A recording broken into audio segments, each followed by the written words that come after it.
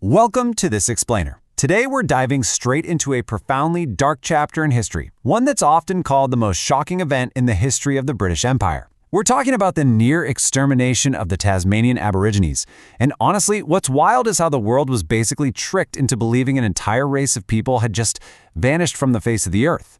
We're going to unpack how that happened, and more importantly, how the United Nations got this fundamentally wrong for decades. To really grasp the scale of this historical blind spot, we just need to look at a very recent event. In August 2023, the UN officially reversed a 40-year-old declaration that claimed the Tasmanian Aborigines were extinct. Think about that for a second. The chair of Tasmania's Aboriginal Heritage Council said it perfectly. Our people feel the sadness, the hurt. That label of extinction, it wasn't just some harmless clerical error.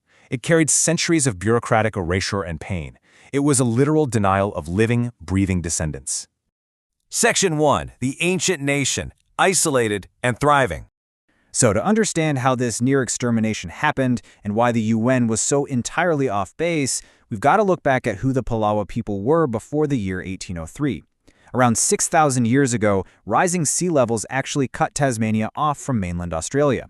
Because of that geographic shift, the Palawa lived in complete undisturbed isolation from the rest of the world for nearly 8,000 years.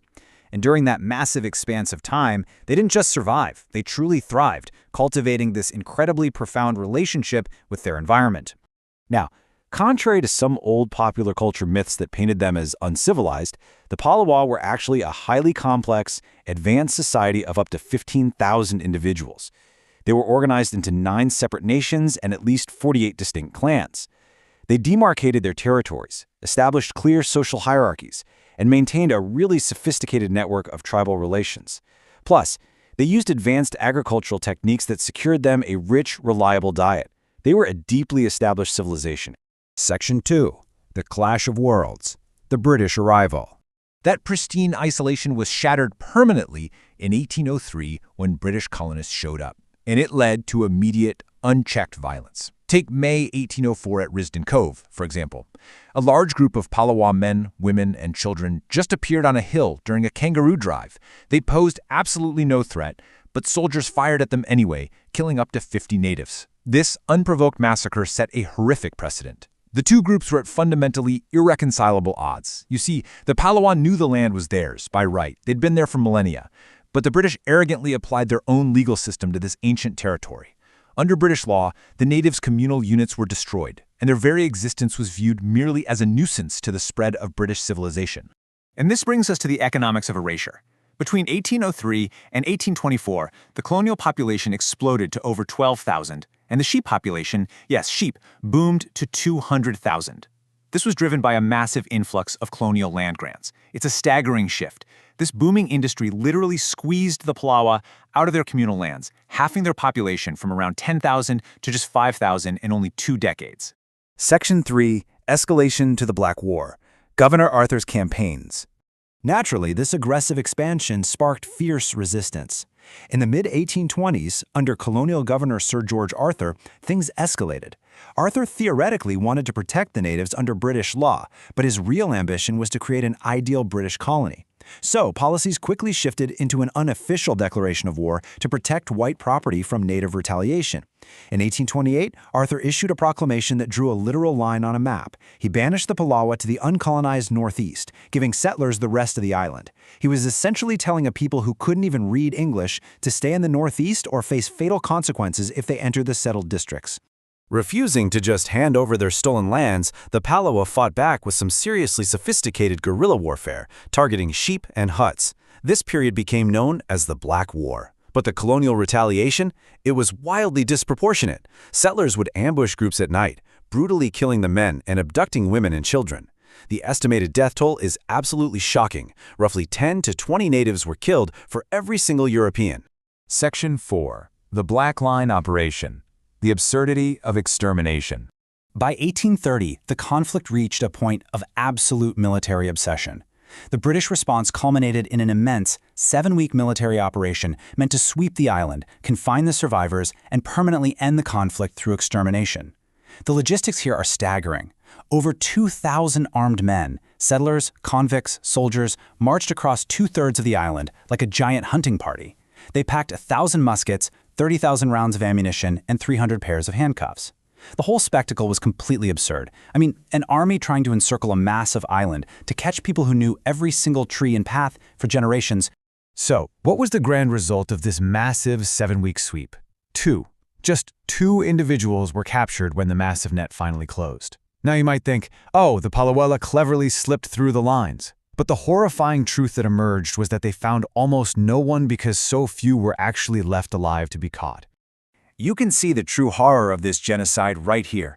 A thriving population of around 10,000 in 1803 had plummeted to roughly 700 by 1831.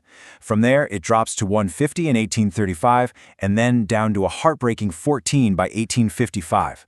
This wasn't just a decline. This was the near total annihilation of an entire civilization. Section 5. Exile to Flinders Island. The Tragedy of Trugernanner. With the population utterly decimated, the British pivoted from outright aggression to so-called pacification.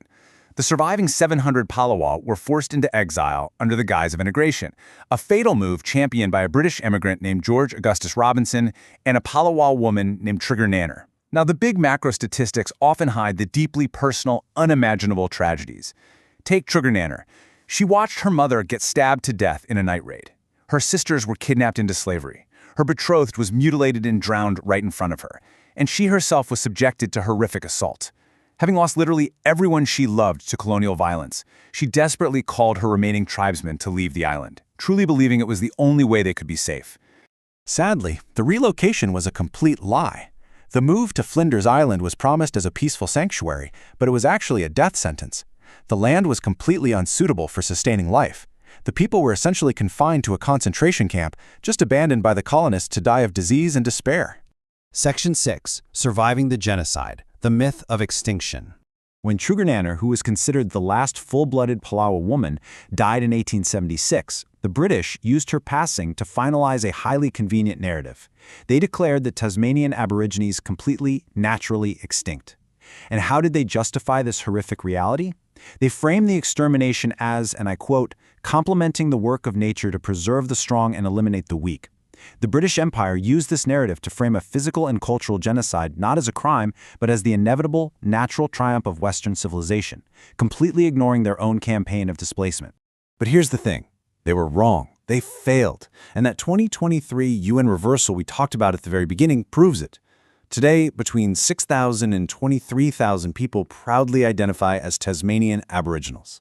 Because many Palawa women bore children, the lineage continued. These thousands of people are the living, breathing descendants of a culture that absolutely refused to be erased from the history books. The Palawa survived what many scholars consider the British Empire's most undisputed case of genocide. And as we wrap up this explainer, I really want to leave you with this final, profound question to think about.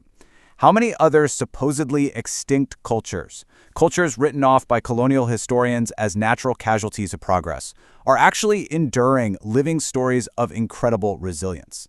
Thank you for learning with me today. Keep asking questions and always keep challenging the history you've been taught.